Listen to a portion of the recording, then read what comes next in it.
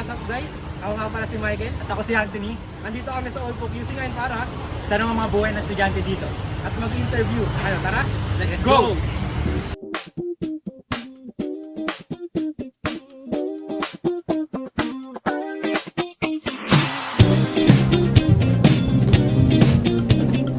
Pwede ka ma-interview kuya?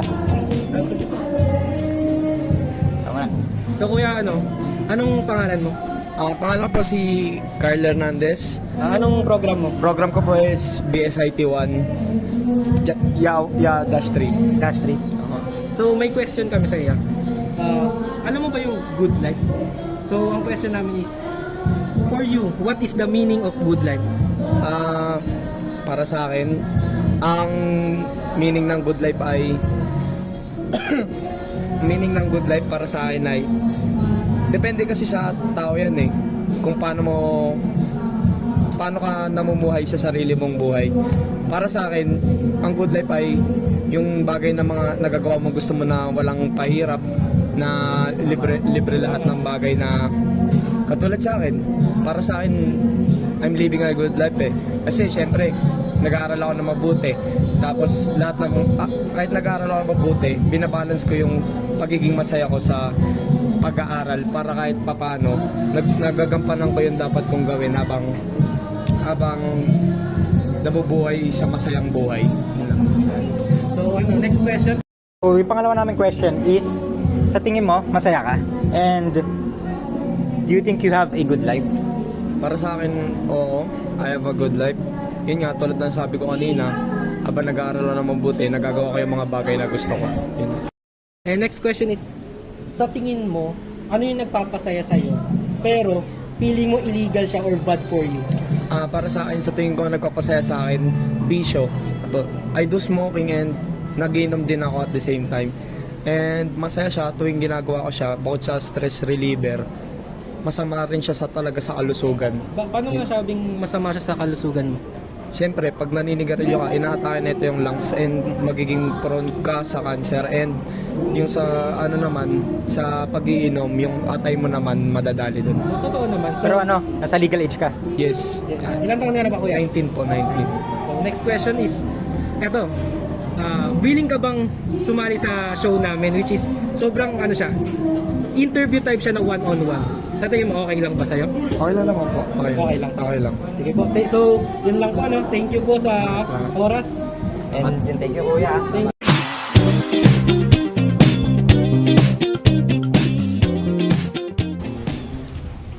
Sila kuya, tanongin natin. Tara, pwede natin ito tanongin.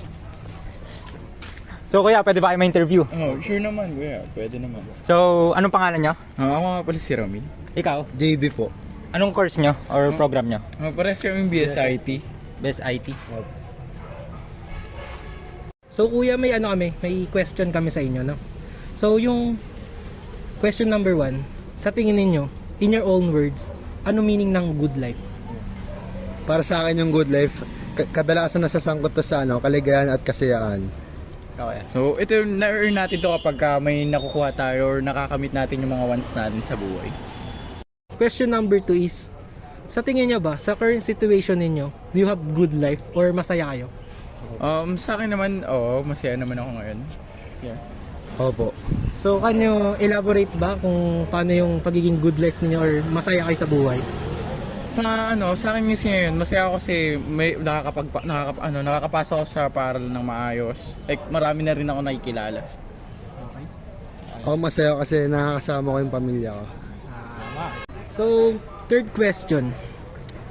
Ano yung sa tingin nyong nagpapasaya sa inyo pero feeling nyo illegal siya or masama para sa inyo? Sa akin, yung pag-iinom kasama yung mga kaibigan. Di naman siya illegal pero nakakasama lang sa kalusugan ng isang tao. Tama. Ikaw kuya? Sa akin din yung pag-inom kasi masama sa kalusugan. Pero masaya ako pag umiinom.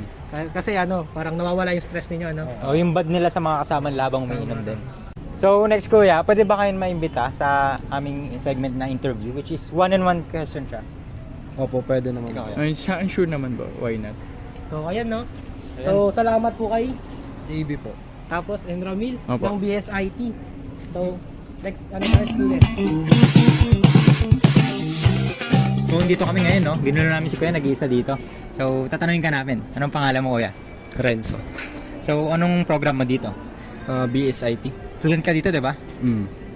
So, may tanong kami sa'yo. So, yung question 1 is, for you, what is the meaning of good life? Or, yung meaning lang talaga, in your own words. Good life. For me, content ka sa buhay tapos happy ka sa kung anong meron ka. So, next question is, in your current situation, do you think you have a good life? I'm not in the best life na kaya kong ibigay sa sarili ko, pero masasabi ko nasa good life ako. Okay, next. So, third question. What makes you happy, pero feeling mo illegal siya or masama para sa'yo? Siguro yung kasi malabo paningin ko eh. Ako rin, Kuya. Tas naka-contact lens pa ako. Naglalaro ako basketball. Siguro ayun.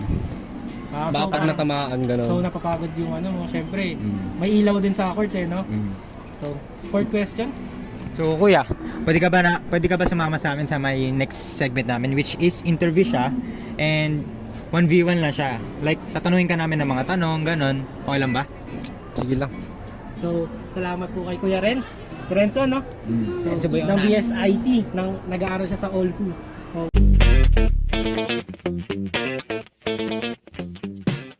wala tayong mahanap na estudyante, par. Kasi Kuya, Uy, Kuya, estudyante ka ba dito? Pwede ka ba ma-interview? Pwede po. Tara Okay, dito. Yan, Sakto, ito. sakto, guys. Sakto. So, anong pangalan mo, Kuya? Ibes po. Ibes? And- Anong program mo? BSIT po. So, may questions kami sa'yo. Pwede ka bang ng questions? Pwede po. So Kuya, ito yung tanong namin sa'yo. For you, what is the meaning of good life? For me, is having financial stability. So yun lang yung sa financial stability, sa pera. Siyempre, sino ba naman, di ba? So, question number 2 is, in your current situation, sa tingin mo ba, you have a good life? For me, hindi pa. Kasi hindi pa kami ganun ka financial stability para maging masaya kung agad sa... Hindi pa financial stable si Kuya, no? Siyempre, nag-aaral pa lang, pero pwede na siyang sumideline niya. So, question number 3. What's make you happy, pero feel mo illegal siya or bad for you? For me is yung pagbe-vape ko kasi di ako ganun ka... nagkakaproblema ko sa hininga. Sa paghinga mo, no? Nahihirapan ka yung lungs mo mismo. Okay. So, yung last question, So ito yung tanong. Pwede ka namin maimbatahan sa iba namin segment, which is 1v1 na tanong. Pwede po, Kuya. so, ano ulit pangalan mo, Kuya? Ibes po. So, salamat kay Bes. Ang program niya is BSIT. So, meron ka bang isa-shoutout, Kuya? Shoutout po kay Christian Balabag. Ang sarap mo. Eh, salamat po, Sino Kuya. masarap ka daw. Masarap ka, Kuya. So, salamat, Kuya. Salamat din po. Salamat po.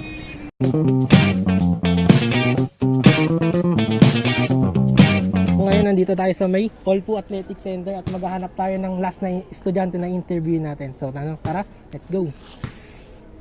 Ito si ate, parang pwede to. Si ate, mag-isa na naman. Lonely ate. Ate, pwede ka ba ma-interview? Sige Dito po. ka sa amin, ate. Sarap ng camera. So ate, anong pangalan mo? Charmaine po. And anong program mo dito? BSIT po. And may question kami sa'yo. So, ito. So, yung question number 1 is, for you, ano meaning ng good life? For me, good life means living a life that set you free. Yung nagagawa mo yung gusto mo, tapos nakukuha mo gusto mo, at saka syempre, finally, financial stable. Wala Yun. Tama, Syempre, tama. kung financially stable ka, makukuha mo yung gusto mo. Yung mga pagkain, ganun. Yan yung mga luho, no? Oo, Luho. ganun. So, yung next question is yung, sa tingin mo, sa current situation mo, masaya ka ba? You have a good life ba? Sa ngayon, siguro hindi. Bakit? Syempre, mga dumadating na problems, ganun, family yun. Hindi, so kasi 'di ba? Sa buhay natin, yung problem is lagi nandyan. Oo. So sa tingin mo pinaka situation mo ngayon, you're living the life ba of the good life? Hindi talaga eh. Hindi Wala talaga. talaga, guys. Wala talaga, guys. Wala talaga. Ayaw ni ate. So, next question. Ano sa tingin mo yung nagpapasaya sa'yo, pero feeling mo illegal siya and napapasama sa'yo? Illegal. Or bad for you?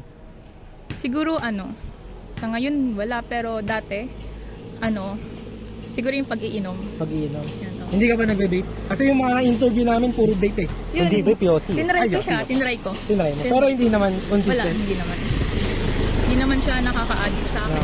Parang control lang. Oo. Control. So, yung last question ni Anthony para sa'yo. Is pwede ka ba namin masama sa aming isang segment which is interview siya and 1v1 yun. Saan po? Sa isang room na yung mga in-interview kasi namin ng mga student, inas din namin sila kung pwede silang pumasok or sumali sa interview namin, which is pumayag naman sila. So, ito hindi namin na-explain sa kanila. So, magsasama-sama kayo, nakatayo kasi sa isa, tapos may question sa inyo na nakahanda, tapos sasagutin nyo, which is serious interview. Like, alam mo yung sa may police station, interrogation ba, ganun. Okay. So, ganun siya. Sige po. So, payag ka ba? Sige, G po, G. G yan. So, thank you po kay Ate Charmaine. Charmaine. Lonely po siya. Looking for joke lang. May jowa ata ate. Meron? Meron. So guys, tapos na yung interview natin sa mga all student. And thank you kay Ate Charmaine ng BSIT. So, good luck guys. Panoodin niyo yung segment namin and goodbye.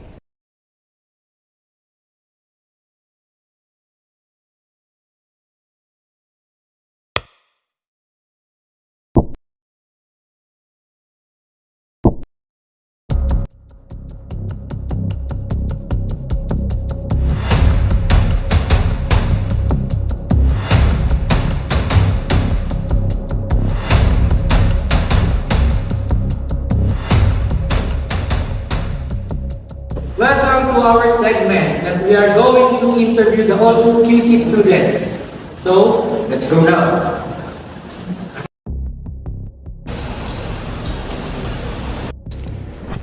My name is Bea Faye Balgos, 18 years old, from Quezon City. Ako nga po pala si Carl Hernandez, 19 years old, nakatira sa Rodriguez Rizal.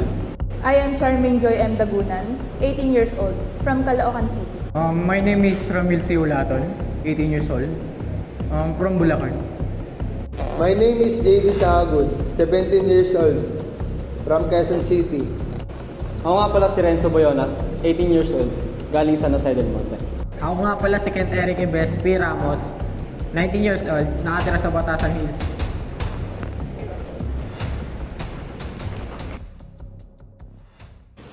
Question.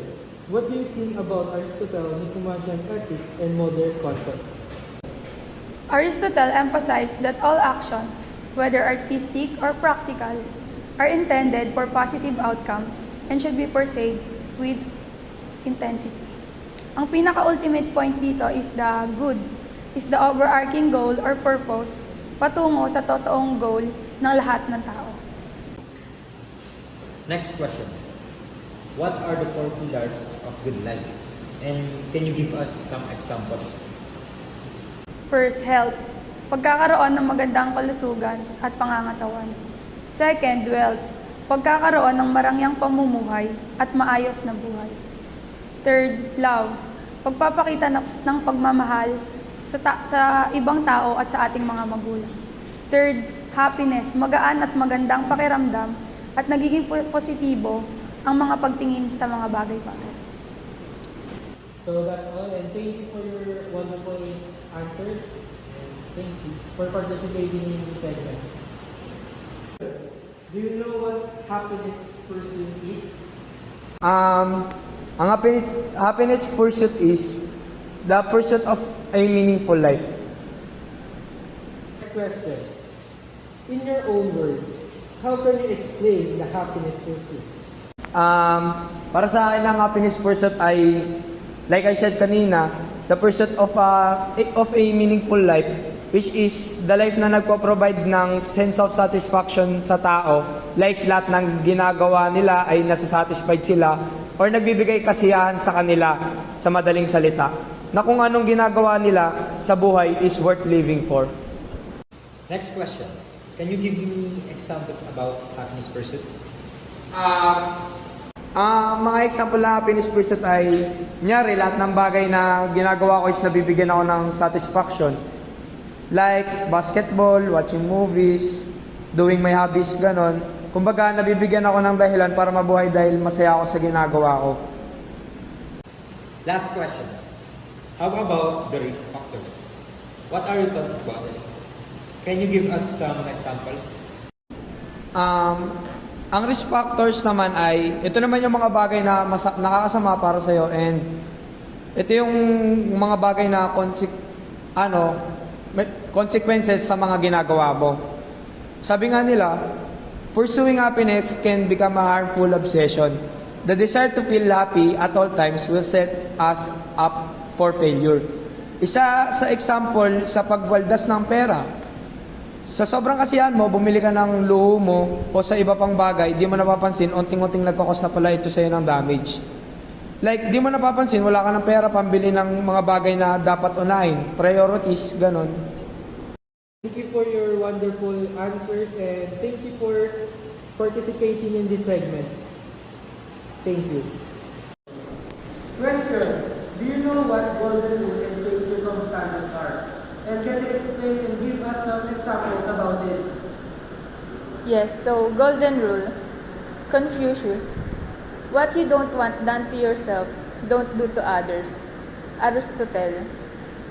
We should behave to others as we wish others to behave to us. And Buddhism. Hurt not others with that which pain thyself. And last, Christianity. Do unto others as you would have them do unto you. And fate and circumstance.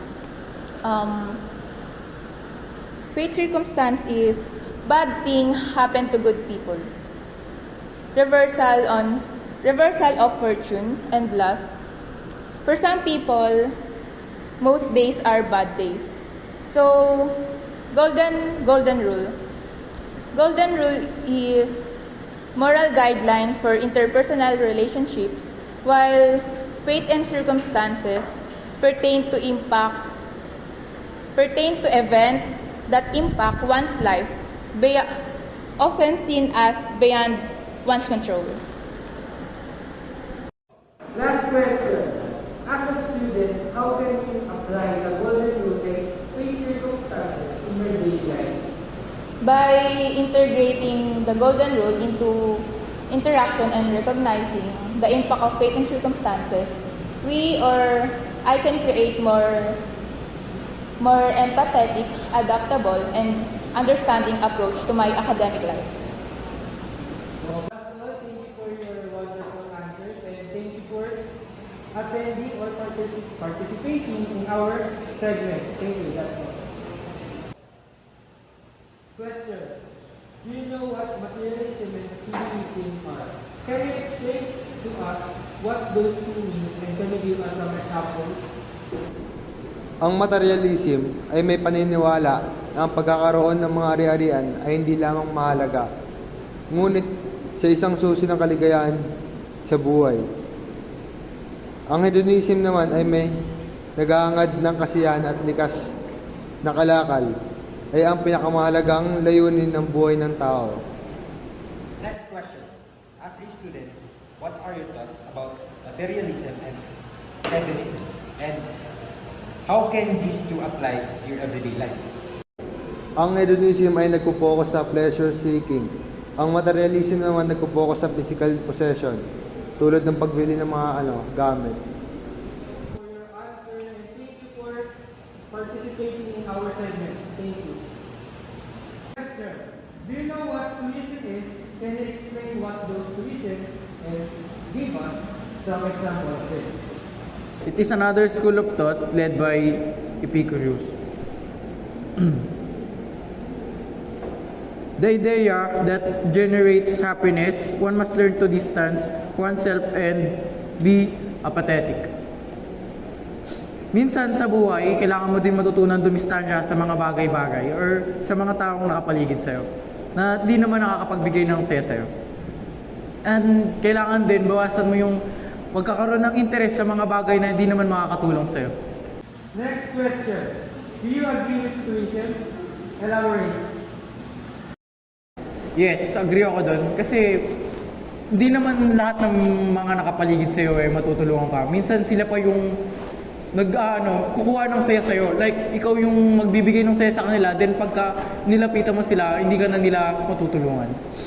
Kailangan din sa buhay, babawasan yung mga interest mo sa ibang bagay na wala naman talagang may tutulong. Last question.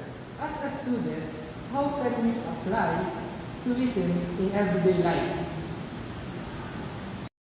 Siguro, pipiliin ko yung mga lalapitan ko para matulungan ako at mabigyan din ako ng saya. Like, mag-enjoy kami ng sama-sama. Then, yung mga interest ko sa buhay na makakatulong sa akin, yun yung pagpopokusan ko. Yun lang. Thank you for your wonderful answer and thank you for participating in our segment. Thank you. Do you believe in God? Yes, I do. Okay. Next question. Do you know what theism and deism are? And what are your thoughts about those two? Can you explain and give some example of two? Deism and theism. Dalawang magkaibang perspective tungkol sa Diyos. Ang mga theism ay hindi naniniwala sa mga himala na nangyari sa atin sa mundo. Kumbaga, hindi sila naniniwala na nakikialam yung Diyos sa mundo ngayon. Theism, ito yung common sa ating mundo. Ito yung mga Christian, Islam, Hinduism at Buddhism. Sila yung mga naniniwala sa himala ng Diyos. Last question. As a student, how can you apply these two in your daily life? Ako, parang both ako eh. Kasi naniniwala ako sa blessing ni Lord sa himala. Tapos, matasalin ako pero mas naniniwala ako sa sarili ko. Kumbaga, nasa kanya yung awa, pero sa akin yung gawa. Sirs, and thank you for participating in our segment. Thank you. Question. Do you know what humanism is? Humanism is a philosophical and ethical stance that places a strong emphasis on the intrinsic value and agency of human beings. It emphasizes rationality, empathy, and focus on improving human well-being. Next question. Can you explain humanism in your own words? Humanism is a worldview that emphasizes the value of humanity, advocating for reason, compassion, and ethical principle to improve human well-being. Next question. In the word, the freedom of man to curb his own destiny, can you explain it to us? This phrase emphasizes the individual's liberty and ability to make choices and take actions that influence their own future and emphasizes personal agency and the role of individual decision in shaping one's life. Last question. Humanism often prioritizes human well-being and ethics. Can you share an example of how humanistic principles have shaped your personal or academic decision? Reason and rationality, whether we're talking about academics or personal life, are our allies in making smart and well-thought-out decisions. They enable us to weigh our options, look at the evidence, and use the logic to pick the best path to our journey. Thank you for the last student that we interviewed. Thank you for participating in our segment. Thank you. In this interview, we can connect the good life is a balanced life. A single-minded pursuit is not always beneficial. Active engagement needs to be balanced with rest. Exclusive love needs to be balanced by greater love. Achievements need to be balanced by acceptance. Self-transcendence needs to be balanced by fair treatment. No one can deny the fact that science and technology have profound impact on how other man thinks and appreciates matter. It can correctly see in the present condition of a man in the society. The desire to feel satisfaction of research and development through genetic engineering, cloning, and open endless doors for skeptics. We have unit expected outcomes. Number one is define the good life. As the student said earlier in the interview, having a good life is a different lifestyle of people and how they live their life. And number two, understand the concept of good life. understanding the concept of good life is how you live with it and how you make decision in life so you can understand the concept of a good life. Next is the examine shared concerns that makes up the good life. Like, sinabi ng mga students na kahit masama sa kalusugan nila ay happy pa rin sila. And yung mga shared concerns about sa life nila ay how they handle their life. Yung iba is masaya sa kung anong current situation na meron sila. And yung iba naman is hindi sila happy kung anong meron sila ngayon, o hindi sila satisfied kung ano bang meron sila ngayon. So, nasa-strive sila to be higher. So that's all now, and we are ending this interview or segment. And thank you to all who students that participated. So that's all. Bye bye.